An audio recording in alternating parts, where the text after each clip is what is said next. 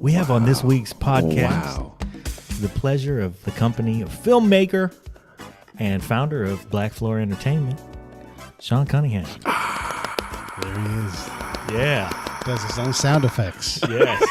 Yeah, man. Man. That was some real-time Foley right there. Yeah, that was a golf clap, man. Yeah. Man, we've been working on this for a couple of weeks. Just kind of. Yeah, it's been a couple of weeks trying to figure out how to. You guys are busy. Extremely busy. And you're busy. So tell us about Black Floor Entertainment, man. What are you working on right now? How to stay not too close to this mic. My lips are right on the microphone. We do want them on the microphone. And then I get all excited like that too. I get right on top of it. And go, you're talking about it, you get right in his face, Yes. But at this time right now, I'm working on. I just signed my first film with a distribution deal with a company called Maverick Entertainment. Okay. So we just signed with them. Small company, but you got to start somewhere. Yeah. And so we just signed with them, and quite possibly we'll see the film. Probably either Redbox or Walmart pretty soon. That sounds good. The film is called The Shop. The Shop. Yeah. You completed that movie in... I completed that movie in August 2012. Okay. We started it back in September 2011.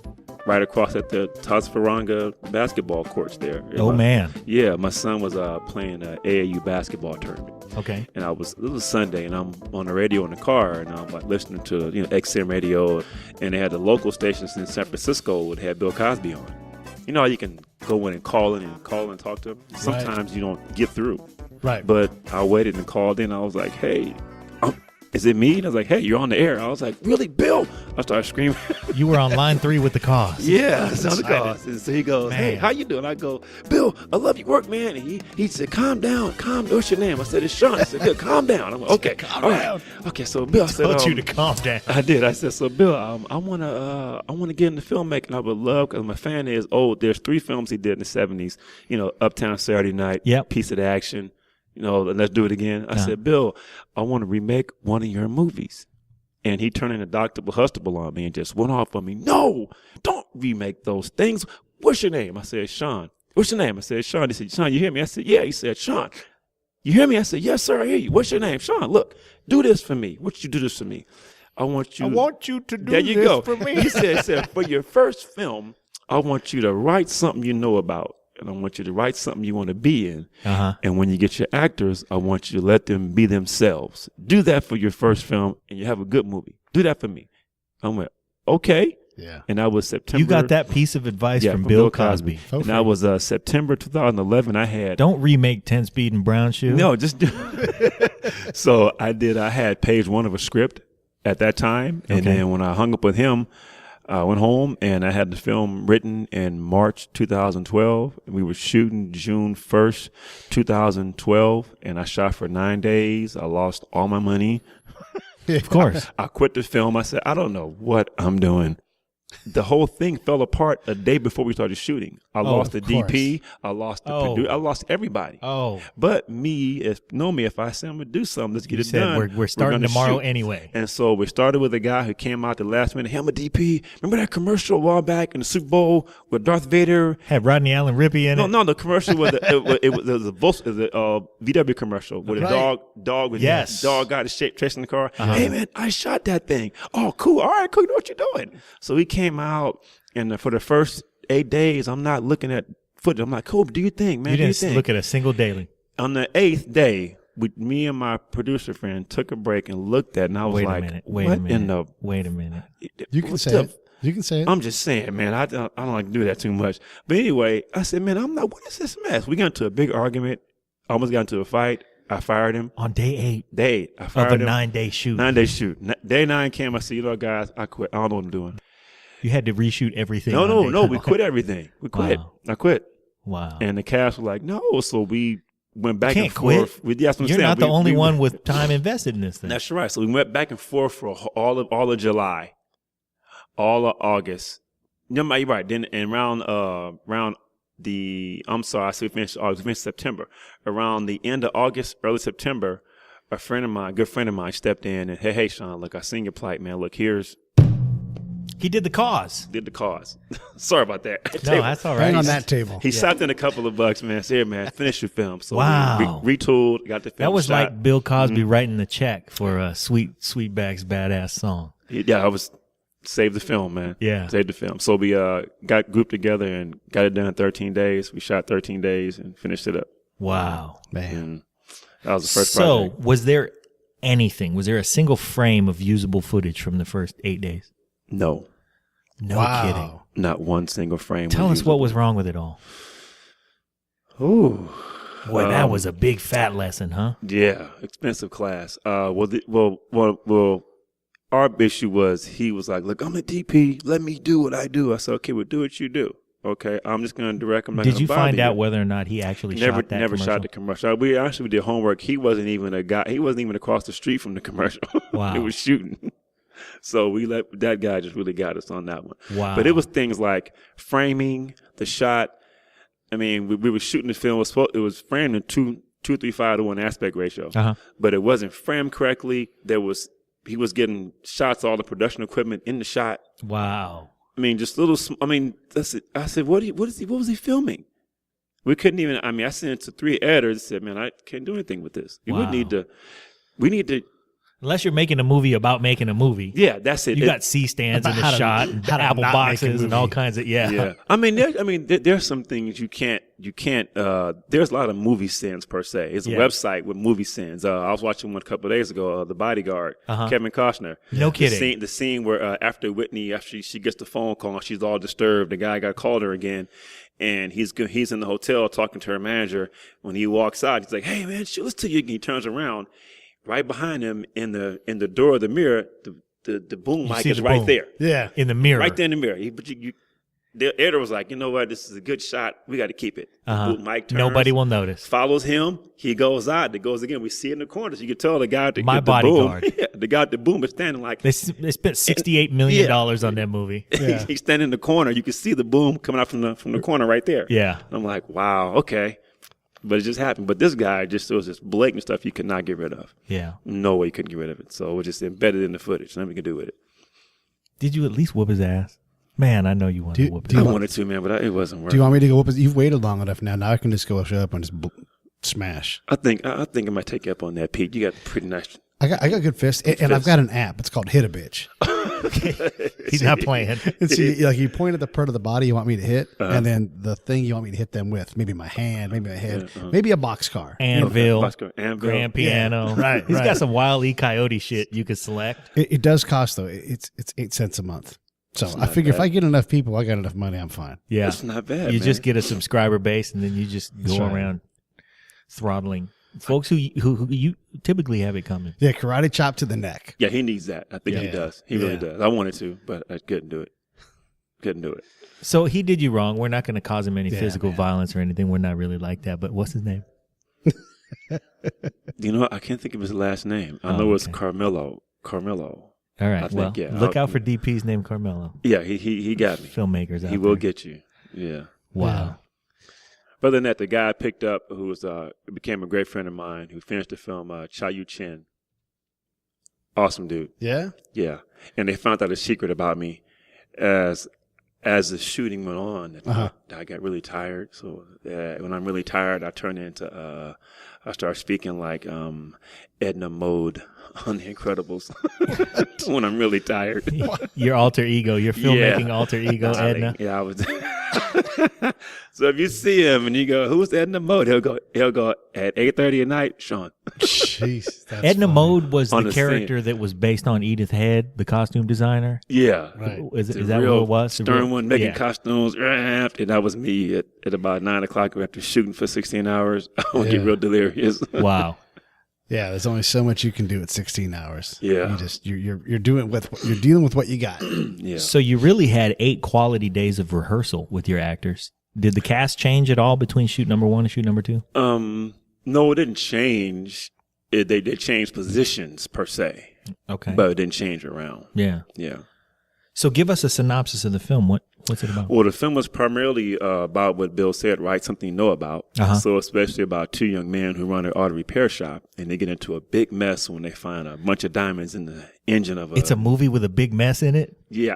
Killing me, man. It's a standard deal. They get into a big mess and they find a stash of diamonds hidden in this car's engine. Oh, no. Yeah. Yes. Pretty basic. Like I said, I wasn't shooting for best film, best director, best picture. I just wanted to make a good film. You just want to make a good, entertaining movie. Yeah, I didn't know what I was doing. Okay. I just woke up, I'll make a film. And what you were doing was making a movie. That was it. I applaud. That was it, man. And it came out to be a pretty good film. Okay. Yeah, pretty good film. All right. So 13 days. What changed between 9 days and 13? What did you decide to do differently? On this film, the only thing we did differently was 9 days. For the first 9 days, we didn't really get into the film. We shot 9 days. We maybe got not even a third of the way into the movie. So it was an 8-day shooting experience that really was like a rehearsal. Lesson. Yeah, like a rehearsal, basically. Like an 8-day rehearsal. Allowed you to figure out where your limitations were. That's right. Yeah, a rehearsal of what not to do. Right. So then and you who had not to have on board. Well, you seem to be well spirited about it, though. Oh, it was honestly it was a fun experience. It really let me know who I am in regards to something like this. You really have to really want to do something like this. So I have a filmmaking partner. I myself have made 2 films with my partner, Shawn Cunningham. Okay. And he went to SF State. He's our age. Sweet. And he lives in L.A. now. And the first film that we made in 96. And it was called The Middlemen. And it was my first, my introduction into film, because he went to film school. I did not. Right.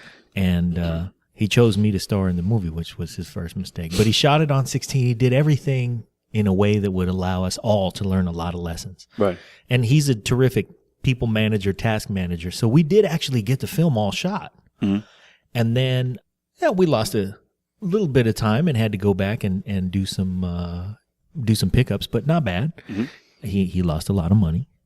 Films lose money. Man, that was a tough lesson. Oddly enough, I decided, hey, you know what? Next time we do this, which was 9 years later, I said, I'll put the money together. And so I did. And then I lost a lot of money. But I fell in love with the process.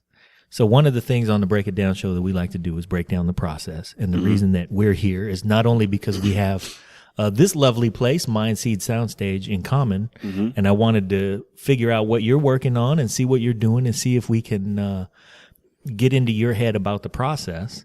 But it's a scary place. Yes, it is a scary place, but it's a fascinating place. Oh, yeah, that's a scary place. No, but go ahead. That's it's even scarier when it's that close to that microphone. Yeah. But the process that you go through, not only as a project manager, film director for a particular project, but your growth as a filmmaker, having been through this process and how you continue on, and because you define yourself as a filmmaker, right? Which means really on a technical level, you're crazy.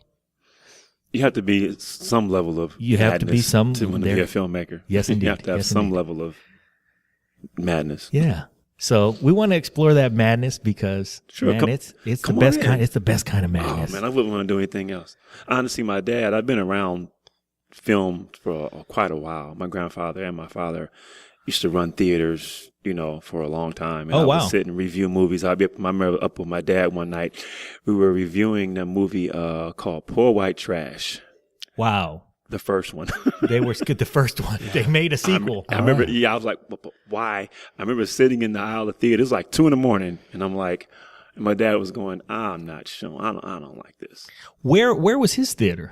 In Oakland. It was called the Eastmont. It was called the Eastmont 4. Okay. Right in Oakland. And it was just before Oakland got bad. Yeah. It was kind of rough. Right around the early 70s, my dad's friend was shot right out front. But he had his vest on. Of his theater? Yeah, had his vest on, though. And because Ben was a security guard. But after Ben got shot, my dad said, you know what, man? I'm out of here. And he said, we're done with the film. We're done with the film. My grandfather used to be associated with one in Santa Ana. Okay. And that's where I snuck in upstairs and I saw Fritz the cat, my first. Nice. Very right. nice. My first one. I love that film. When Well I got done. out there, my dad goes, "Did your pants get tight?" I said, "Yeah, they got real tight." When you're a little boy, your pants get tight when you get hard. So my pants got tight, and around those things, I just didn't know that I wanted to be a filmmaker. Yeah. And then when I got into this, my dad pulled me aside and said, "Yes, son, filming has changed a lot." He said, it's changed a lot from back then. Uh-huh. He told me stories of how, I guess there's a lot of mafia type stuff went on in filmmaking back in them days. He said he went down to pick up some footage from a guy in LA in the theater. Mm-hmm. He didn't give me too much info, and he said, but as soon as he left, when he got back home to Santa Ana, he called back. Literally minutes after he left, somebody came in and killed the owner of the theater. Wow. That's when film was in cases. Yeah. And there was something going on with some movies that should have been played here or something like that. Right. He was like, yeah, literally 2 minutes after we left, this guy was killed.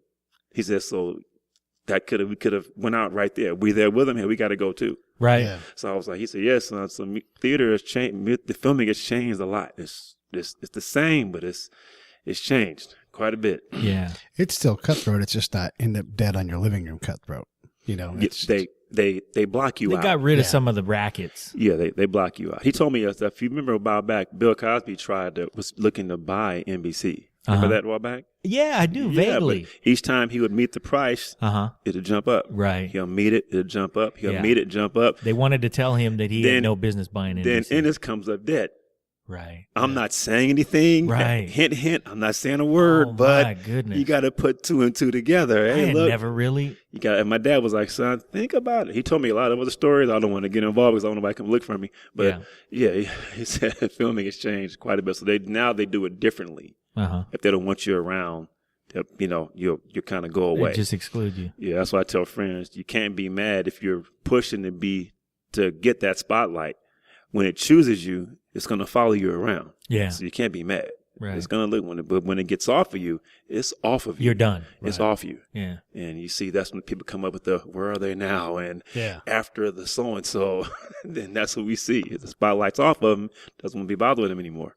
Wow. So did you run an auto shop? Is that how? yeah, I ran a repair. I'm a certified Mercedes technician by trade. Okay. Yeah, so when I wrote the film, You were writing what you knew. What I knew, yeah. Running a repair shop. I never stole any diamonds, I'm just saying, but the diamond was the hook, because that was in every film. There's diamonds in every film. Sure. Yes, my favorite film about this was the Guy Ritchie one, Snatch. Oh, that's my favorite So movie good. of all time. So good. Do you like dogs? Do you like dags? That is Dags. my dags. Yeah, that's what I said. You like dags? You like dags? That is my favorite movie of Man, all time. I love that film. Me too. Brad Pitt in that movie as the. He's terrific. Just I don't know so what to say about Is that where you keep Love your that sugar movie. turkeys? Man, I love that Turkish. movie. That movie is a monster. In general, he makes fantastic movies. Except for that piece of shit he made for his wife, where she was stranded on a deserted island. With Yeah, some what was that Italian about? sex symbol. That was terrible. Okay. Well, It was Lock, terrible. Stock, and Two Smoking Barrels wasn't terrible. No. The guy got beat to death with a 2-headed dildo. That That was was too much. How do you die? also You get a whole lot of whooping from that thing. That's how you do it. Yeah, that was double. also awesome when they got locked in that little, in between the two doors, and the dude Yes. went to shoot the lock and shot himself in the knee. Yeah.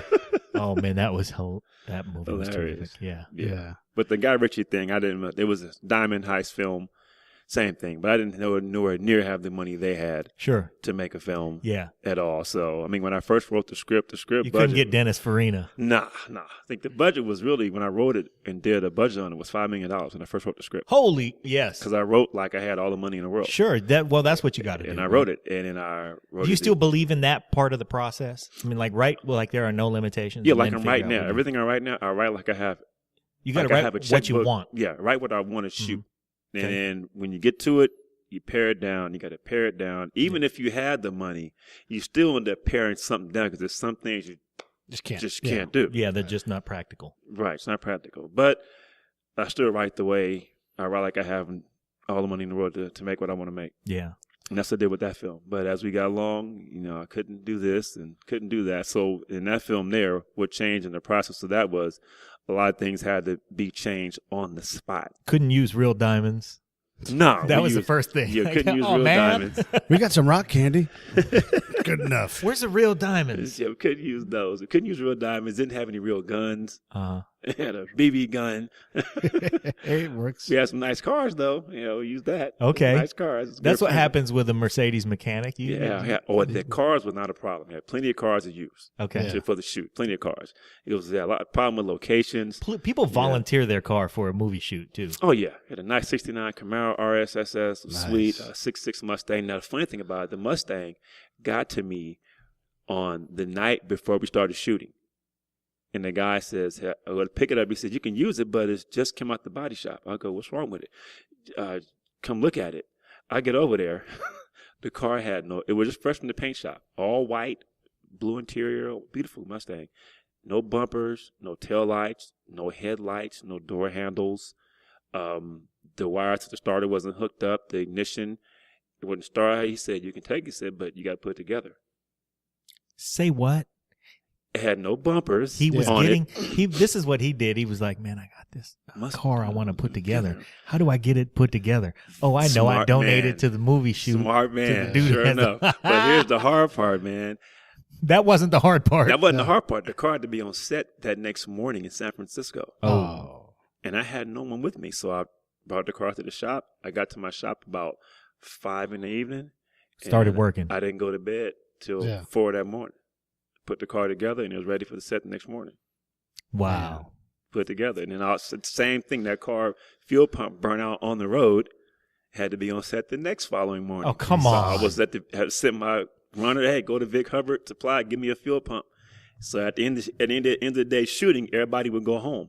And I would be up, fixing the cars, ironing the clothes. So that's more than 16 hours. making it happen, man. I was Making up it for happen. You were I think allowed I- to be any cartoon character you want to be, working 20+ hour days, man. Thank It's you. the I as long as appreciate you it, man. can survive. Thank you. I appreciate it, man. You I could be Fred appreciate it. fucking Flintstone for That's all we right. care. You're doing the hardest job. Yep. I appreciate it. Yeah, but Ironing clothes with your big ashy feet. Yeah, man. Yeah, I had a great cast though. My cast had a really, really great cast, and me and the DP and the sound guy, we were like one person. We were just up, barely eating and just getting the film done. That's terrific. Yeah, That's terrific. So in this process, there are the guys that you hire right. and pay money. Mhm. And then there are guys who go on the ride with you. Right. And every once in a while, you get lucky and you get some money to hire, one position where you know Right. you need it. Like you get a good DP Yeah. and you pay them. Right. And so for you in this process, who was who? Like, did you have to pay anybody? Did they all go on the ride? My DP and my sound guy had to pay him. Okay. And quite frankly, I can back up a Those little are bit. good guys to Yeah. pay. When I to back up a little bit, this film, I didn't want to make my first film to be as anything done for free. Mm-hmm. So my goal was I had to set a budget to pay everybody to get paid for the film. Okay. My set was like a Hollywood back lot. We had a stage area for food, craft wardrobe. services, yeah, trailer, the and whole, you had a not the trailer. Just had access to 4 buildings in my complex. Oh, okay. So Unit 19 was the filming And you had it was like your own studio. yeah, Your- basically a it little was back your lot, back lot. basically. Yeah. That's right. But towards the end of it, my funding pulled out at the end of the film, Okay. back right out, and Wow. that left no money for post production, left no money to pay the cast. I had barely enough to pay the DP and the sound guy, because if I didn't pay them, he was keeping the film. Right. Right. So I said, so I had to pay him, and once he got paid, there was nothing left for post, nothing. And then my cast, so I can say who rode with me. Mm-hmm. My cast rode with me. For one, there's nothing they could do, but Right. for some They most couldn't part, hold the film hostage. they couldn't hold the film. It was done, but they were with me. But who rode me? I say per se, the road was my editor. Yeah. Uh, That's huge. yeah, my editor, my music, the guy did the score and the soundtrack. Who did the music? His name was Marcus McCauley. Okay. Awesome guy. Who's the editor? Matthew Levy. We want to shout out to these Yeah, people, please man. do. We definitely Please want to do. give props to these. But I do want to say nice Marcus, he scored this film Uh-huh. in a week. Wow. If you hear Holy it, cow. Uh-huh. if you hear the film and hear the score, all the sound, everything, he did that film in one solid week. Wow. And He I was, doesn't like sleeping either. I was blown away. we're kind of one the same. He said, Shawn, I'm like, if you tell me something, I'm on it. Let's go. And so when I told him, I sent him the film. I gave him a sample of what I wanted for one scene. Yeah. And he took that. He took that feel from that scene and ran across the whole film, and just different. Wow. The guy's amazing. Yeah. 1 week. And had a musical continuity to the whole thing. Oh yes. What is in it for? What is in it for him? What is in it for him? What is in it for the editor? Say their names again. Marcus McCauley. Marcus McCauley. He scored the film. He scored the film, and Matthew LeVay. He edited. Man, right on, folks. Too great, man. What? Love them all. And now everybody does. And my cast. Everybody does, and we'll get to them in a minute. Mm-hmm. But everybody does something for a reason, and their reason could very well have been just on the strength. Well, no, but there was a pay involved, but they knew I didn't have it. Okay. But they said, Shawn, we're gonna finish it. We got you. Don't worry about it. Go get it. We got you. Wow. And so, like I said, I've been pushing hard on this film for the past 2 years, and so now I just picked up a distribution deal. So, of course, once that's done, terrific. Everybody's taken care of. Yeah. And your distributor is Maverick Films? Maverick Entertainment. Maverick Entertainment. Yeah. Where are they? They're located in Florida. Okay. Mm. And so here's the thing, man. So you've got an editor who takes the ride with you. You got a composer who takes the ride with you. Yeah. You got a film in the can that's no longer being held hostage. Right. And then this is the part of the work that nobody sees. Right. It's really you and the folks you rope in, your editor. Mm-hmm. And for a lot of people, they don't realize that, shooting the movie is just half the battle. Yeah, that's the fun part. Yeah. And then you got to dig in, go in the lab. Yeah, post. Get away from, you don't see the sun. You don't see the outside. No. I mean, with Matt, I think I edited the film to take some of the pressure off. I think I edited the film first. Okay. I did all the editing. You had to sync the audio to the film, so I had to sync all the audio to the video. Yeah. Sunk that, create new files, and I went and edited the whole movie. I edited what I saw. Yeah. Which was almost 2 hours of footage. And so Matt took that and said, great. And so he went ahead and he got out the polishing cloth. He polished and clothed and cut and chopped, and then he got it down to about 93 minutes. So you went from 2 hours to 93 minutes. Right. Brevity being the soul of wit. Yeah. And what did he see that you really liked? He saw I was kind of like a Stephen King thing. Stephen King writes long, descriptive, so I would drag the scene out and show everything. Yeah. He was like, Shawn, you don't need that. Just get to it, show what's going on, and keep moving. You don't need that. Wow. So, and he showed me on 2 scenes. I was like, yeah, that is a lot better. I don't need to show him getting in the car, starting the car, picking his nose. Yeah. Turn around. We understand that he started the car. Yeah, then backing out, then look at the key again. You don't need all that, Shawn. I went, okay.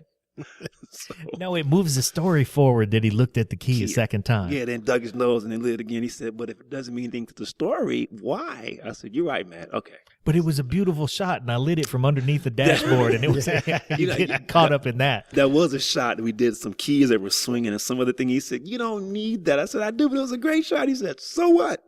Yeah, we fought one scene for like a month. I want that cut in there. We fought for a while. And he said, you know what? If you want it, you can have it. And I watched it again and went, yeah, you're right. We don't need it. Damn. So we cut the whole scene out. Wow. So, yeah. That's pretty good, man, because you have to get pretty far from the process, and you have to have an enormous amount of trust. Pretty much. And patience. Yeah. But you also have to be able to fight like that. Yeah. I mean, a director and an editor need to be able to go at it, because sometimes, neither one's going to be right all the time. Mm-hmm. And sometimes you have faith in your partner, but not that much faith. True. Until the product comes out and you realize, okay. Right. Case in point on a multi-million-dollar thing, Men in Black. Okay. Right. Where the cockroach socks Will Smith. Uh-huh. They argued over that scene. Was it going to be a hook shot or a kick? Was the cockroach going to hit him or kick him? They said they went back. They went over 6 months on what should that be. Wow. If you watch the making of the film, yeah. 6 months. That seems like such a silly detail. Right. And I think that shot was it was some like $100,000 per shot, Right. per take. And they took 40 takes on that. Oh, come on. Because it was CGI. Right. Yep. Will did his thing, and then he got the cockroach there. So either a roundhouse, because he did a quick He left had to hook. move different directions based left on. hook or a kick. Yep. And so that's when stencil editors fought back and forth on that for 6 months. I'm like, Wow. And then you have a movie like Caddyshack where Harold Ramis is like, I just want to hire these dudes and get a bunch of blow and see what happens. Right. That was it. I'm gonna get. That was I'm gonna that- get that was it. That was a See high what five happened. you just heard. Yeah, I was Man, it, I man. love the Harold Ramis filmmaking Yeah, process. he's like, we got Beautiful, Bill Murray and Chevy Chase. Oh, we'll get You know Rodney what we're too. gonna do? We're gonna throw a Baby Ruth in the pool We get and Ted that's gonna Knight. be it. and see what happens. Yep. Absolutely awesome. But those films that you still needed, even though they were really shot simple. Uh-huh. I love it, but you still need some kind of budget to make that happen. So let me need ask you something. this: what type of film? I mean, what type of rating were you going for? Is this an R-rated film? It's a heist movie. Yeah, I wasn't going for R rating. Okay. It's only, I would say, PG, P13. Right. You got an F word. You got F, maybe 2 or 3 F bombs. You only get one. Well, they got 2 or 3, but they're Okay, that makes it an R-rated. Wait a minute, movie. hold on, 1 second. Let me see. One. No, I think it's one good one. Okay, you only think- get one. I think it's one good one. You know, if you cross the line and put a second one in there. Yeah, I think it's one good one. That was Yeah. it. But I was Okay, that's going for something my kids could watch. Yeah. Yeah, it wasn't too. There's no nudity. There's no blood violence. Wow. None of that. Okay. Good. So it's a good comedic film with. Yes, like comedy thriller. Yeah. That's it. Yeah, Okay. comedy thriller. I think I took it all the way to the American film market. I met a Monica. guy. Santa Monica. I met a good guy there. His name was Tony Boldy. He was friends with the guy who wrote the film The Fighter. Okay. They put that film out. And basically when I went down there, he did the Jerry Maguire thing with me. He did Rod Titwell through the combine. Yeah. I'm sitting there for 2 hours waiting on him. He walks in and goes, "You ready?" I went, "Yeah." He went, "Let's go." When we walked through the film market, there's 3 levels of the film market. The first one was the main hotel, Right. where everybody's there who thinks they're everything. Yeah. So was there at that meeting. Then we left there, walked out, and went to another hotel next door to it. That was the badge hotel, where you Okay. couldn't get in this room without this badge. Right. You had to be somebody to go in that room. So the main thing Yeah. happens in the Lowe's Hotel in Santa Monica on Ocean Yeah, that's the Avenue. main thing, right? Yeah. Then next door is the other hotel. Right. Then you leave there and walk down the street and make a right down by the beach is a restaurant. Right. That's where all the big dogs. Right. That's where you see Harvey Weinstein because That's he's right. not hanging out at the Lowe's Hotel. That's right. That's where you see the people who make it happen. Yeah. So we walked down. He walked me through this whole thing. So we get there. We walk inside. We met the VP of acquisitions at Warner Brothers. Met some of the guys at Lionsgate. I'm like, "Oh, hey, this is Shawn Cunningham. A good film to shop here." And I'm like, "How you doing, sir?" And I walk up, and as I walk up, they said they're having a meeting. 80 million? No, that's not going to work. And I'm like, They're arguing over 80 million. 80 versus something else, that's not whatever enough. it is. I went, this is high. They're not arguing 80 versus 5. No, 80 million is not enough for this project. And I'm like, oh my God. Okay. Their food budget is bigger than the budget That's for your right. whole film. Right. Their budget for M&Ms was your 13-day shoot budget. The water budget, the water bottle budget was bigger than my film budget. Basically, I met some good people, and after that, he took the film and it went through all those channels. Yeah. And the word that got back to me was just what Bill Cosby told me. Shawn, you have a good film, but you have no names in it. Yeah. We like your work. Get us some names. Keep at it. Get us some names, and then come back, and you're good. And I think that went to AMC theaters as well. And about that time, they were having that. There was a film there with Angela Davis, that documentary on her, that type of thing. So they had my film and her film. Looked at them both, and they got back to me and said, "Well, Shawn, we chose her film because their film met the sight and sound requirement." Which meaning, for me to do that, I would need to take my film back to post, and do Foley and all that stuff there. Right. It has to be about another $100,000. He said, "But other than that, we like your project. So take these notes, get a few names, do a little more posts, come back, and you're in." Wow. So I took that as a big boost to me having my first film. That's and very promising. Not ever doing anything before. I woke up and made a film. Yeah.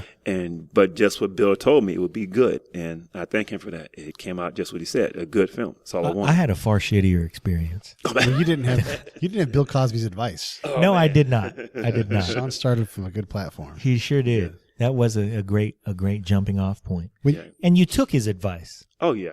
It carried it. I wish I could meet him and tell him that, I know he speaks to a lot of people.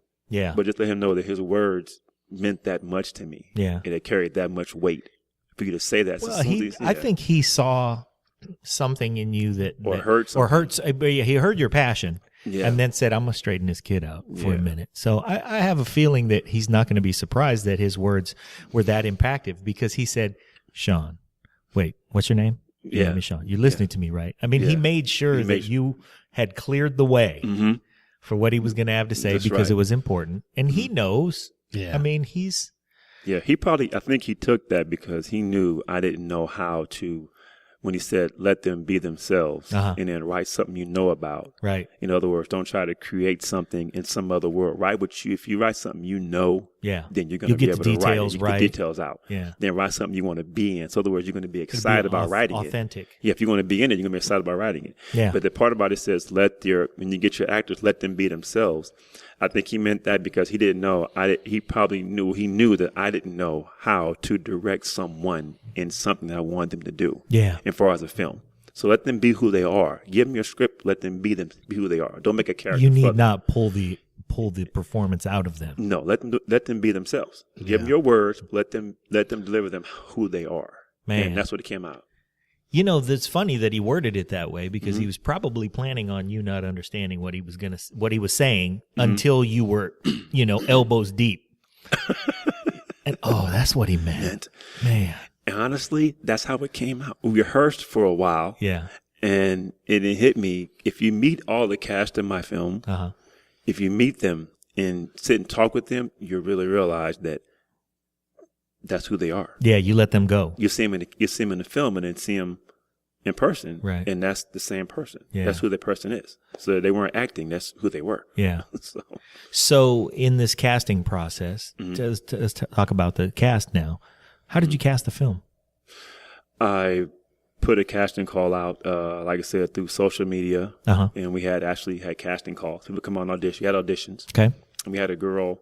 Actually, here's a major change in the film that took place before the film started shooting. There was a female cop called was called Mark Steele, female cop. Okay. Well, male cop, but a lady called and said, "Hey, I'm gonna say her name too, Elena Johnson." She called and said, "Hey, you ever think about casting that role for a female? Making Mark Steele a female?" Yeah, I went, "Hey, that might work." So she came in, she auditioned. It was great. I said, "Great, I love it. I'll reformat the script." Tell us her name again. I think it's Elena Johnson. Elena Johnson. So Elena Johnson is a badass. Listen, she saw a script and said, "This is a dude. I want to make it a woman, but I'm gonna make it a woman." God, and she called and convinced you to change the character. Right. So I went in after she left. I went in and changed the character, but I had to go back in the script and change a lot of the dialogue and the feel for a woman. I made the changes. We sent the script out. We're ready to shoot. She calls back. I don't think I want to do this project. Really? Elena Johnson. That's the first woman I ever wanted to punch in the stomach. Man. But I was so hurt. Elena Johnson should get backhanded for that one. Yeah. But a young woman stepped in off of SF casting. Okay. Amada Noel. Beautiful woman. She's about, with heels on, she's almost my height. Okay. She came in. It was hard to get her into the audition. She was busy. She couldn't make it. She finally came in audition, and she became Mark Steele. And she did an awesome job in that film. Terrific. Awesome job. Did the gender change for that character? No, I kept it a woman. Okay. Did that gender change when you did the rewrites, though? Did it enhance the film in a way that you hadn't previously explored? It did. Okay. It was a difference after that. It became different. Instead of having two, it was because Mark was basically a good cop going after a bad cop. Okay. But it changed the feel when there was a woman cop after a man. His dominance, his made it more sinister. Made it more sinister over her. Right. And at some point in the film, they had an altercation. He threatens her. He says something to her, and he gets in her face, and she fires off on him. Are you threatening me? Man, let's not blow all the good moments. I'm sorry, man. I can't help. He grabs. It's in the trailer. Yeah. He grabs her shirt. Yeah. She fires back. Hey, so let's know that at that point it's like, hold on, this is woman, she's but she's not a lamb. No, she's not. She had an app called Hit a Bitch. There you go. That's right. Yes, sure did. I think I saw that on the set. In the eye. That's right. Palm heel strike. Balls. Go. That's some Charlie Murphy shit. That's honestly. Don't you sleep on the ridge hand. Don't sleep on the ridge hand, man. Charlie Murphy. Yeah. So you shot the whole thing here in the Bay In Area. Oakland. Yeah, we shot Oakland, San Francisco, Antioch, and Hayward. That's a variety of locations. Actually, 32 cast members, 12 vehicles. And that's a large cast. Yeah, Yeah, no kidding. 12 vehicles and 14 locations. Wow. Damn, dude, for that money, that's good. Yeah, really no money. Here's a one fun day. That's 32 motherfuckers did not get paid. That's right. Well, no, most of them most of them got paid. Okay. Some took a deal and became SAG eligible, Okay. and then some said, "No, I'm gonna just wait for you, Shawn. I'll stick it out." Yeah. So that's how it all came out. That's Okay. But cool. some got some payments. So they just, but they seen what I went through with the film. Right, So thank right. them for that. But one film day, it was a day I needed everything with us that whole day, every vehicle and every cast member. And to mind you, there was no one with me at night before we shot the next day. Wow. So it was on a Saturday. And I said, tomorrow we're shooting all these scenes. We need all these cars and all the cast. and How you am I had gonna to do that? wrangle it all. Right. So that morning I said, I know what I'll do. I picked up one of the actors, said, hey, come with me and drive this car with me to the shoot. He drove me to the shoot. When I got on the phone, I said, hey, everybody that's coming in, do not come to this location. Go to the shop. When you're there, pick up this car, drive that car. So all Wow. the cast drove all the cars down to our filming locations. So when they showed up, we were done filming. Then when we got done, I got a caravan of 7 vehicles, 2 police cars, a Cadillac, another Benz, the Mustang, the Camaro, and the truck, and we're all motorcading to the next location. Man, and that's part of what we do in the Break It Down show. You're talking about things that you fix cars for a living. That's your no shit job up until Yeah. this point. And all of a Right. sudden now you're like, I'm going to be a project manager. I'm producing. I'm going to be a producer. Yeah. I'm going to be a director. I'm going to be still a mechanic. I'm the director and the UPM Transportation manager, the and line the producer. transportation. Yeah, right. And, how does a dude who fixes Mercedes know how to sit across from someone and go, yeah, you can be you in my film and that'll work? He's trying to get the shit done. Yeah. We got to eat and food. Yeah. We had one location. I felt bad. We lost 2 actors during filming that just said we're not coming back, and that was because of a location breakdown. I had someone, okay, no, Shawn, I'll take care of the location. I said, okay, all right, I trust you. Do your thing. Bye. That's when my goal was, if I could wear all these hats, and if I give you one hat and you can't deliver, I don't need you. Yeah. Right. Because if I can wear them all and make it happen, you only got one hat to wear. Right. What is your problem? Yeah. That So- you're right, man. That Yeah. makes that puts everybody on notice. Right. Because if everybody understands, you know what, at any given moment, Shawn could wear my hat for me. Yeah. I got to take care of this. I got to really handle this to the level of competency that he doesn't have to worry about anything because he could easily put my hat on for me. Mm-hmm. I can't. Well, what this gentleman did for me, he was fresh out of back surgery. And he said, Shawn, I'll go and shoot this scene for you. But apparently the person that handled the location told me, oh, it's a penthouse in San Francisco. I'll take care of it, man. Just do your thing and then call me when you guys on your way. Okay. So we got done shooting. I'm calling back and forth. Hey, where's the location? You guys there? Yeah, we're here. We're here. We're on our way. I said, well, tell the cast I'm being a little late. They're like, okay, all right, we'll tell them. We get there. No one told them that we were going to be late. We're 2 hours late. We get there and then we pull up. We're down the avenues in San Francisco. Yeah. Okay, there's no penthouse over there. We get there and I pull up. One cast member left. He said, no, what? I can't sit too long. My back is hurting. He left. The other guy with him, he left. One guy stayed. And I'm glad he did. When that guy told me, he said, man, if you've been in there, I'll walk in there. It was a weed motel, basically. And just, it was crazy. Wow. Yeah. I said, man, and that guy, I said, you had him sitting, he sat there for 2 hours waiting for me in this location. Their characters were supposed to be upscale characters. Right. And But you're in a they're- shithole weed motel. Oh my God. And he's fresh out of back surgery. Back You didn't surgery. even give him some weed. Yeah, for his back. Right. Yeah, anyway, it was a bad look at, but that's me letting someone take care of it, Right. and it didn't happen. Right. So, the long story short, that guy said, you know what, Shawn, I'll come out. He came out 3 days later, shot the scene from me. I did a whole new spin and shot it in the hotel. and you made it a little better. But Okay. just to let someone do it for you, they just dropped the ball, man. And I just really almost ruined the film. Well, that's terrible. But one of the things that you leverage as a filmmaker is that you're helping people not only get this project under their belt, because sometimes you can't, as a low budget film, you can't pay people what they're really worth when somebody's really knocking it out of the park. And I know you ran into a lot of this where you see somebody really doing it and you go, man, I wish I could pay that dude more, or that young lady or whatever. Yeah. That person is worth a lot. And so what you do, like you said, some of the actors worked for their SAG eligibility. Some of the people did work. And one of the things, if you're a young filmmaker and you work on somebody else's film for nothing or next to nothing, is that you're doing it for the bump, for the boost. And, so we give those folks their props. But, man, sometimes that attracts the unreliable. Yeah, it happens. It happens. So...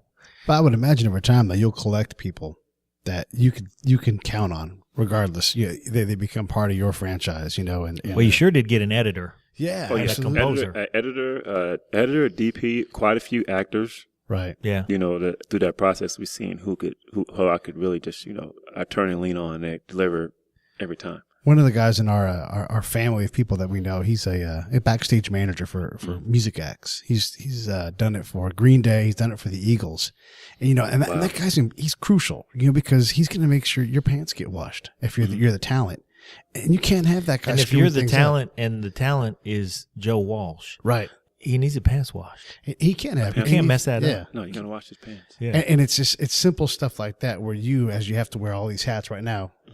Later on, it'd be great to give that hat to somebody else to be like that. I really am not worried about that. It's beyond trust. This guy has proven over and over again. And, that has to free your mind up to do even better things. Because when wearing all those hats, you're not going to be productive at a certain point. Because that's how it was in my repair shop.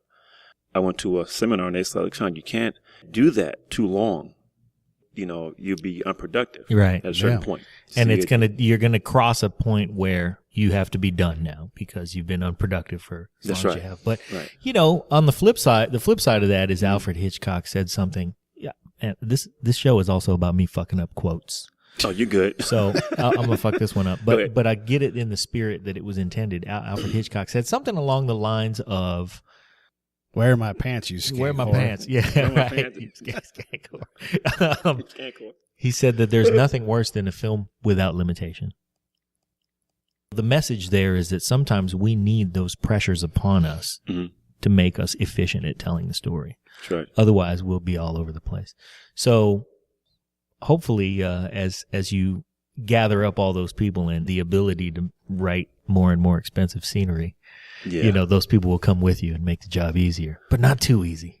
No, I don't want it too easy. I love a challenge. Like, for instance, there's a scene we had. I remember scene 68. There was no scene. Wow. We were literally, when they came time to shoot that scene, they said, "Okay, Shawn, what's next?" I went, "Okay, let's just get in the car and follow me." Wow. And we drove. Shawn really is crazy. Yeah, That's I good did. direction. I said, just get in the car and just follow me. I said, when I get there, just do what I tell you. That's all I ask. Yeah. And they went, okay. So we got in the car and we drove. And I'm driving going, okay. In my mind, on the outside, who was that? Chris Christopherson and Convoy. Ally McGraw. Jesus. His Convoy? His dad tells him. Convoy. His dad told him, he's mentioned why his name was Rubber Duck. His Okay. dad tells him, you gotta be like a duck. Smooth on top of the water. And you move like, paddle like the devil underneath. Okay. So that's how it was when I was driving. I looked smooth and calm, but in my head, I was like, He's waving his arms like a where do madman. I go? And so we drove as we ended up over in Alameda by the Navy base. Uh-huh. And I'm driving. I seen abandoned apartments. I seen a warehouse. And I said, it's right here. Here's the scene. And I jumped out and said, look, I need you to go here, here, here. Oh, my pull goodness. in here. But my DP was like, he was right here with me. Uh-huh. He knew just what I wanted to do. And I love that guy. Yeah. I got the car. He went to a spot. I'm like, wait. Okay, right there. He saw it too. He saw it too. I said, here's what I want to do. We shot the few scenes coming in. We get back behind the warehouse, started shooting it. And lo and behold, security guy pulls up and goes, hey, you guys can't be here. I'm in the back with him. I said, hey, guys, I'll be right back. We're not here. I'll be right back. As I walked off, my DP, they told me after I was done, my DP goes, hey, you guys, just keep going. I know what he wants. Yeah. So Chayu went in and he finished shooting that scene for me. Uh-huh. Well, you went and killed some time. With the security guard. Tied up the security guards. I have a card. They told me, I got a card here. They said I can, this guy, he runs a shack there. We talking back and forth, and over there shooting. In my mind, I'm going, please keep shooting. Please keep shooting. And when he got tired, I said, you know what, man, you got to go. 15 minutes later, as I walked off, they were all walking out. And I was like, they were done. Went, they got the shot. Done. Sean pulled the Van Peebles on him. That's right. We're done. I loved it. So after that part, security guard hung out for a minute. I said, we need one more shot. He said, how? I said, just it's the fun part. We're going to go on into the corner here. You guys just get in the cars and just haul ass around the corner. That's it. Do that. And so, and now there's a shot in the film. If you see that shot, you know what that's meant. Cool. Yeah. But that was one of those scenes that in the script, there's a blank spot. There was no scene there. Wow. So I commend the cast for just showing up, just doing what I tell you to do, because it's going to come real quick. And so when I got there, I said, here's the scene, pow, and they just carried it out. But again, there was no scene when I left the building. We left, I had nowhere to go, no scene at all. No location, nothing. Man, Shawn is crazy. Yeah. That's Hey, crazy. Sean. Little sidebar with Pete. Yeah. Shawn is crazy. Hey, I got an idea. He is outside. Hey, of his Sean, mind. we have an idea for a TV I'm right show. here. I'm right here. I'm right here. we want to make a movie with you. We're doing the Jedi mind trick on you. It's working. So, well, first of all, before we tell you this idea, because we do really have an idea, and you'll either find it comical or go, hey, you guys are onto something. Yeah. But so far, man, we've been with you here, and usually when you sit with filmmakers, they reference the usual stuff. You know, they'll reference Citizen Kane. Right. Oh yeah, And I watched The Godfather. Godfather. Yeah. You have so far referenced Best Defense, Snatch. Yeah. Convoy. Convoy. Yeah. My movie. Convoy. Fucking Convoy. Yep. No one's ever used Convoy for a reference for anything. What? No, come Man, on. no, That's but Chris no. Christopherson, Yes, man. understand that we share Ally the love. McGraw. We share the love. Oh, we love Convoy. Ernest Ally McGraw. Borgnine. Dude, Ally McGraw. Oh, yeah. I just want to say that. Just look at her, man. I want to say that in this voice. Ally McGraw. She doesn't have any pants on. Dude, I will. Not in my imagination, Yeah. she Well, he doesn't. said in the movie, She she doesn't don't have any need no pants on. pants. Yeah. Yeah. So I ingest that movie. Love that film. I'm going to tell you my casting story, man. I had my partner, Other Shawn, we'll call him Other Shawn for the purpose of this podcast. Okay. When we were, still casting for our film Premonitions, we had a scene that did require nudity. There was a scene that took place in the shower. And we needed... By nudity, what John's saying is that he had to shoot the scene naked. It was Right. just him naked I behind That's the camera. TMI. No, it was a closed set done very professionally. I actually was not. Naked. Was he naked? No, I wasn't even on the set. I mean, it was just the director, Shawn, the DP, Okay. Rick Fichter, who I will mention because we love him. And, it was a closed set, the sound guy, the boom operator. And what we were offering was part where our actors got paid on contingency. So if I made money, then everybody got paid. Okay. And there was a hierarchy, of course, to how everybody got paid. So if the movie only made a certain amount of money, the stars got paid first. And what we were offering was we were casting the female lead, and we were doing the auditions at the, see if I remember correctly, it was at the Hilton Garden Inn in lovely Santa Clarita. Ooh. And we were looking for a woman who could act, but also who was not afraid of the nudity. And there's going to be 2 of the shooting days that involved nudity. One was the shower scene, and the other one was a lovemaking scene. And Was he naked during that? Always. I was. Okay. I was. He was on the set and he was still naked. He was at a Subway, took his pants off. Right. I was at Subway down. Is it time? Okay, my pants are off. Go ahead and shoot. Yeah. Okay. Don't worry. I have a Oh, card. I have a card. It says we were supposed to be You're here. naked. You're naked. So really, we wanted to be honest with the actresses, and we said, we've disclosed everything. You might not get paid. If the movie makes money, you'll make scale. And if And on the nudity days, though, you do get a nudity bonus that got paid regardless, and we gave it to you that day. I mean, that just sounds so good. So, Nudity bonus. It was a nudity bonus. Like so it was really what we're talking about is we're going to shoot a feature film in 9 days, and so sun up to way after sundown, and you might not get paid anything but $200 for taking your clothes off. And after we had read all the disclosures and all that stuff, I said, man, nobody's going to respond to this thing. And he said, well, we got to be honest, man. We got to stick to our guns and be honest. So we said, okay. And that was a Sunday night. We put that up on casting.com at 10 o'clock on a Sunday night. Monday morning, he called me at 7:45, Shawn. My phone rang. I picked it up. I said, what's up? He goes, have you looked on casting.com? I said, no. He said, we got 161 hits. Damn. For what? I said, did we put something else up there? He said, no. For last night's ad, from Sunday night to Monday morning, we got 161 hits. Yeah. And I said, 161 with all that disclosure. He said, yeah, log on right now. So I said, okay, I logged on. I said, okay, let's just go through these. And we went through 161, and I swear to God, 159 of them. 159. 159 of them look like cover models. There were two, like, you go down all right, ladies, pardon us for a minute. We're 3 dudes sitting in a soundstage. You see a list of women like that, and they all submit their pictures, and you're going to cast them in a film, you're going to audition them. You go right down the list, and you go, number 1, ooh, I'd hit that. Ooh. Number 2, oh, my goodness. Oh, number 3, ew, wow. Man, she looks like a Dallas Cowboy cheerleader. Ooh. Number 4, and we went all the way down the line, and there were 2 out of 161 where we went, I don't know. Wow. That's yeah. Some good numbers. Man. Some good numbers. Yes. So good numbers. Just some insight into the casting process if you're in Los Angeles.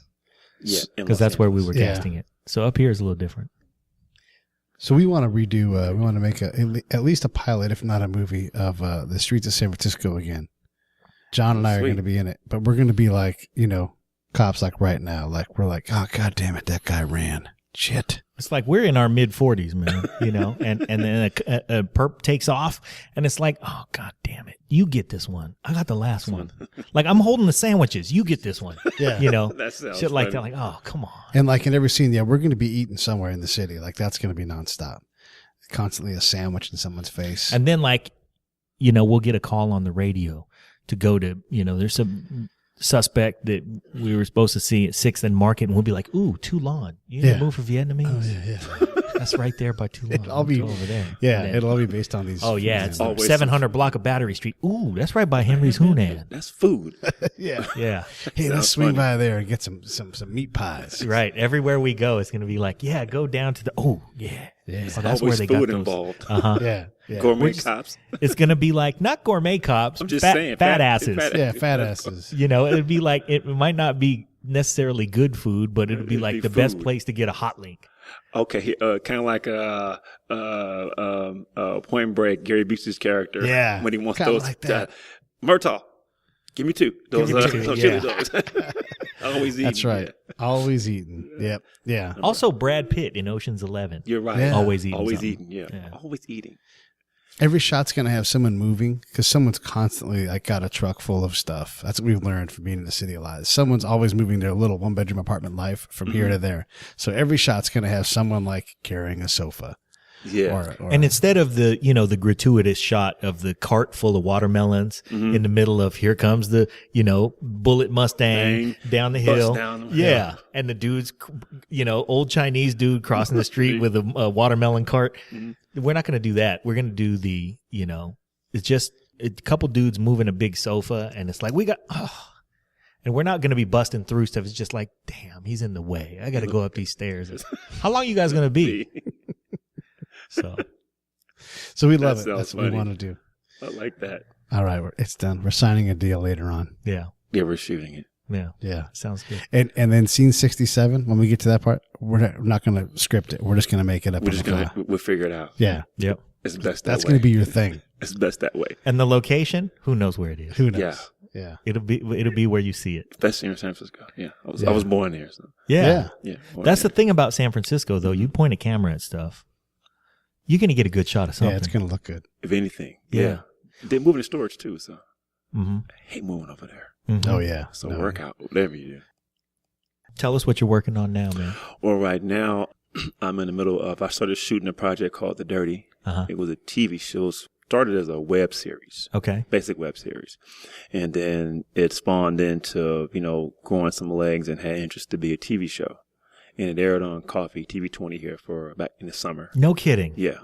It was a pretty cool show. Right now we're revamping it, and Vivica Fox was in it. Miguel N&uacute Jr., he was in it. And so now we're rewriting it. We're pitching it to a couple of networks now, because we have a lot more cast involved in it now. Vivica Fox, Miguel N&uacute. We have Tiny Lister, Debo. Friday, he's in it. Clifton Powell was Pinky next Friday. Wow. Yeah. Ella Joyce, Hawthorne James. How did you get all these people? I love Pinky, Honestly, man. I love that character. Yep. Through Miguel. Okay. Yeah, good, great guy. Oh, So met up with him, and so we got all these people involved in it now. So we're So Miguel, that makes him an exec producer. pretty much. Yeah. Yeah. So we retooled it, and right now we're pitching it for funding to get the pilot shot. Okay. Mm-hmm. So I have that, and there's quite a few other things going on. How much does it cost to shoot that pilot? Well, right now the budget is right at about $60,000, and I kept it that low because most of that goes to the cast. Yeah. Because all of Hollywood's involved. Right. But I kept it. But you learned the lesson at the film market. You got to get some names in there. That's right. And so I've been blessed with the opportunity to get these names for these prices. And so they believe in what I'm doing. Hey, Shawn, we're going to knock it out. So we see that if we're in it, we can make it happen. We get a paycheck Right. when someone picks it up. That's terrific, man. Yeah. That's cool. So we're working on it. What else is in the hopper? A scary film, Mm-hmm. what I'm doing. It's along the lines of the scary films that's out now. They don't bother me, not one single bit. Mm-hmm. But it's based on the lines of my all-time film that I can't watch by myself to this day is The Exorcist. Okay. William Peter Blatty, 1977. Mm-hmm. Oh my God. Yeah. Linda Blair. Oh Jesus. Yeah. That Terrifying. movie, I can't watch the movie now. Yeah. I sat down finally and got to watch some of the behind the scenes, how they did the split pee. When she did the split pee up. Yeah. Right. The makeup guy, he made apparatus that fit in her, around her face, under her face, with two little Hoses. two hoses. Yeah. And they put the makeup, she had the scars, they Uh-huh. put the makeup on her face. Over it. Wow. And so the camera guy, so the guy, especially the guy, he was behind her with With a bag. pumping the split pee. Wow. Out her Like a mouth. frosting bag. Wow. Yeah, frosting bag. And then when the head turned around, Uh-huh. they built a life-size doll of her whole body. Right. Yeah. And then put it on. And put her head. Had a jig. They worked the eyes, made the eyes move. Wow. And to give it that, they returned the head around. So they did a lot of stuff I watched. I watched it behind the scenes. I couldn't watch the movie. Wow. Right. Yeah. So, but the scary film I'm doing is basically along that lines, but it's based off quite a few real life instances. Because it's Shawn leads a supernatural. scary life. Yeah, I've seen quite a few things, man. But it's based off that. You So- see some frightening shit when you try to shoot a movie in 13 days. Yeah. That's Yeah. terrifying. And you don't have a scene 67. You're I right. know, scene 67. I make it up. Don't worry. Yeah. We'll make it happen. But we have a scary film coming out, and then we have a comedy that I'm working on. We're working with Lunel, who's a comedian, Yeah. and Faison Love, and then Richard Pryor's son, Mason Pryor, young guy named PB Smiley. So we have them involved. I have in to it. ask, how's Mason Pryor? He's an awesome dude. Yeah. He came out for me and did a show at the E1 Comedy Center off of Hagenberger Okay. about a year or so ago, and I'm driving around with him. It's so many times I called him Richard. Because he'll be talking. Does he look like just like Wow. his dad? Mm. Imagine Richard Pryor when he did Grease Lightning, Uh-huh. Wendell Scott. When he did that movie, imagine him, but real fair skin. Okay. That's how his son. Because his looks. mom was a Swedish supermodel or something. No, his mom's a sweetheart. Okay. Yeah, beautiful. But You could be a Swedish supermodel and a sweetheart at the I met his same mom. time. She's. What is my? She thinks she's Chinese and black. Okay. She's very beautiful. Hmm. But he looks like that. Just very fair skin, but I he see. talks like his dad. The mannerisms, Richard Pryor at a young age. Yeah. It was awesome. So not like Richard Pryor from Silver Streak. No, Richard Pryor from Wendell Scott. That Richard Pryor. Yeah. All right. Yeah, that's the Richard Pryor, Yeah, that's the the one. young, sexy Richard Pryor. Yeah. Not like Richard Pryor from Brewster's Millions. Not that one. Richard Millions. With the big mustache. Yeah. Brewster's Millions. Man. I had to pull one for you, Yeah. man. I'm Yeah, glad you I got got me. that reaction. You got I had to try to get something. You got that one. Him and Spike Nolan. Yeah. So that's the other things we have going on now. Man, that's cool. That's a lot. That's a full slate, man. Yeah. How'd you Yeah. get Face on Love? Well, a friend of mine who's I'm working with on another project, he has his friend's cousin works in a production company. He knows him. Okay. So That's there cool. we are. I always want to say the line that you want to say to people, and I always Which think one? about it like you want to say, "What's up, Big Perm?" You know, You want to and say, you want to, but you don't do it. you don't do it. You don't Yeah. do it. But I have to stop myself. Yeah. Well, quite honestly, I have a catalog of 15 films ready to go. Wow. Wow. Okay. I stay up. I write. You must write every day then. Yeah, every day. Yeah. I think I saw a blog. A guy said you should write 15 minutes a day. Okay. Period. 15 minutes. Find somewhere and Uh-huh. do 15 minutes. If you write 15 minutes a day, in 15 minutes, you can, if you write 15 minutes a day in a week, you can have a feature film done. Sure. Yeah. You can be done. One of the podcasts that I listen to religiously belongs to a guy named Mick Betancourt. Mhm. And one of the things that he does is he brings other writers on.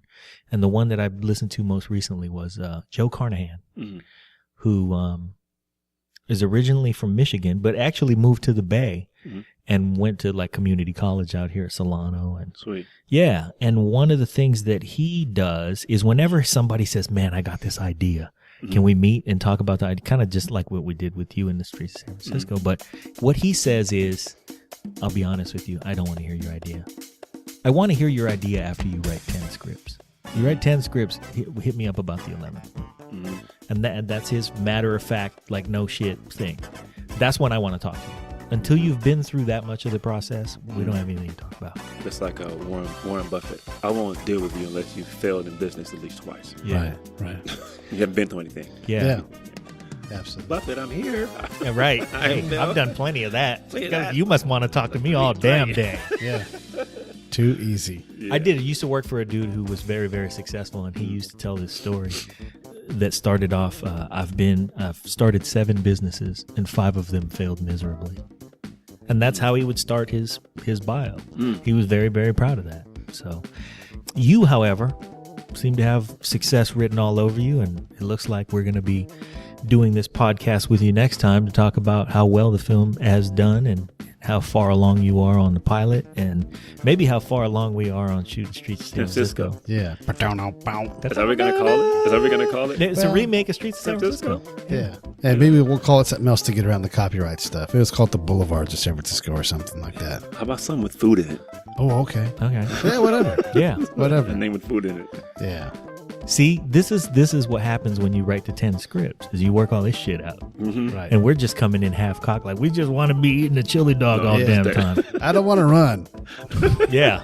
We don't want to run, and we want He to has eat. bad knees, you had bad shoulders. So Yeah, I yeah. can't run. I can't grab anybody, so we're Uh-huh. in trouble. Yeah. Okay, I'm going to chase him, and we're going to come around the corner. You be ready to tackle his ass, because Okay. I can't tackle. I was going to kick a chair in front of the dude and tackle him. I'm not That's going to enough. tackle him. We're going to do some cheating ass shit, Yeah. too, to get It's like playing perpetrators to basketball stop. with your dad, you know, Yeah. and your dad's like pulling on your shorts and stuff. That's how we're going to do it. All right, so we're going to sign off. Man, cool. Thank you, Shawn. No, man. Thank you guys. That was terrific. I've enjoyed it.